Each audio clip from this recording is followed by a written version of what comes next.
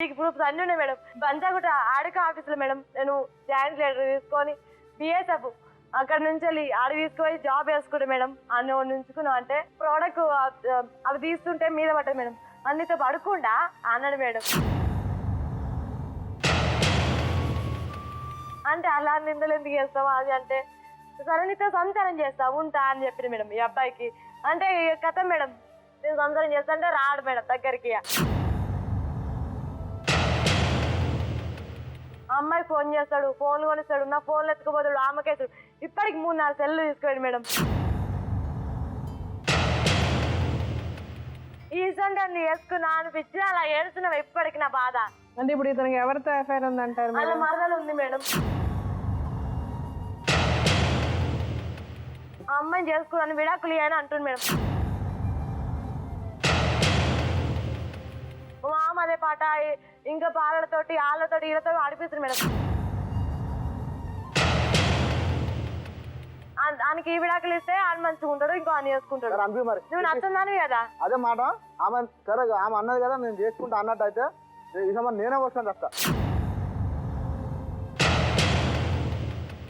అంటే నా ఇంతవరకు ఆ మాట చెప్పలేదు, నాకు ఇంతవరకు మాట రాలేదు అన్నట్టు అయితే నీకే తెలియాలి. మీద నెల రోజులు బ్యాక్ కేసు పెట్టేసింది మేడం, రాజపేట పిఎస్లో. వాళ్ళు ఎంక్వైరీ చేశారు. ఆ అమ్మాయి వాళ్ళ ఇప్పుడు కూడా మేడం పేపర్లో కూడా రాసింది, ఫోన్ నెంబర్లు అన్నీ రాసింది. మా ఊర్లోనే ఇక ఈ అమ్మాయితో మాట్లాడతా, ఆ అమ్మాయితో ఫోన్ మాట్లాడతా, ఈ అమ్మాయితో ఫోన్ మాట్లాడతా అని ఎంక్వైరీ చేయరయ్యా. కారుని దండం పెడతా. ఒక్కసారి వినండి, నాకు చెప్పుంటే మీ ఇంకోసారి బతక మేడం ఇలాంటి మూర్ఖుని చేసుకున్నందుకు. పిచ్చకుండా నువ్వు అతగతి నేను ఇప్పుడు నీ అయ్యి అందరు చంపి బతికిండు. నేను మా తల్లి ఎంత కష్టపడి సాగింది మమ్మల్ని. చూపిస్తా మరి చూపిస్తావా? వినండి మేడం రికార్డు.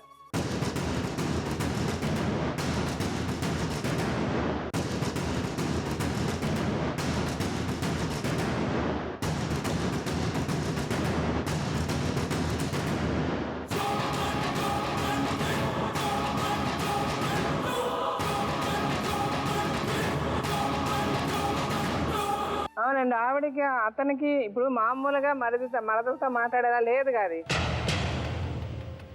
ఫోన్. వీళ్ళిద్దరికి ఏదో ఒక సంబంధం ఉన్నట్టే కదా ఉంది. అమ్మాయి అందరిలో తప్పే ఉంది. మీ మరదలేంటి, మీరేంటి, మీ సంబంధాలు ఏంటి, ఆ ఫోన్ కాన్వర్సేషన్లు ఏంటి, మీరు అమ్మాయిని ఎంత బాగా చూసుకుంటున్నారు, ఆ పిల్లల్ని ఎంత బాగా చూసుకుంటున్నారు, ఆ అమ్మాయిని ఎందుకు కొడుతున్నారు, ఇటుకనంటే సమాధానం మీరే కదా చెప్పాలి.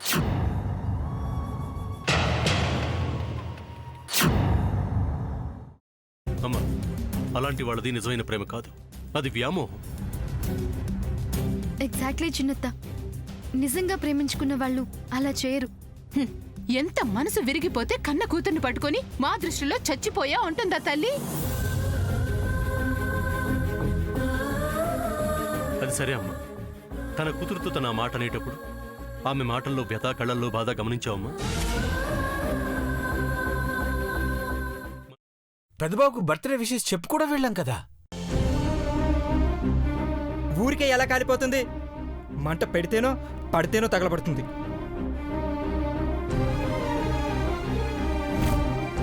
కరెక్ట్ చిన్నబాబు, నీకొచ్చినట్టే నాకు డౌట్ వచ్చింది. పార్వతే షర్టును తగలబెట్టిందనుకుంటా.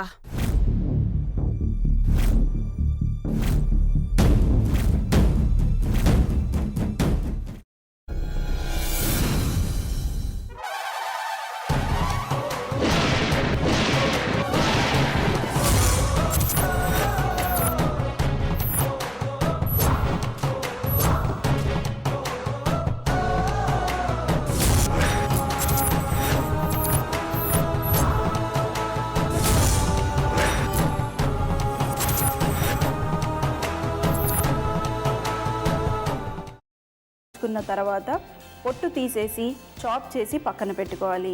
ఒక ప్యాన్లో కొద్దిగా నూనె వేడి చేసి అందులో ఆవాలు, మినప్పప్పు, శనగపప్పు, కరివేపాకు, సన్నగా తరిగి పెట్టుకున్న ఉల్లిపాయలు వేసుకుని 1 నిమిషం పాటు వేయించుకోవాలి. ఆ తర్వాత కాల్చి కట్ చేసి పెట్టుకున్న వంకాయని కూడా అందులో వేసుకుని బాగా మిక్స్ చేసి బౌల్లోకి ట్రాన్స్ఫర్ చేసుకుని అందులో తగినంత చిక్కటి పెరుగు లేదా పల్చటి పెరుగు వేసుకుని మిక్స్ చేసి అన్నంతో కానివ్వండి, చపాతీతో కానివ్వండి సర్వ్ చేసినా చాలా బాగుంటుంది.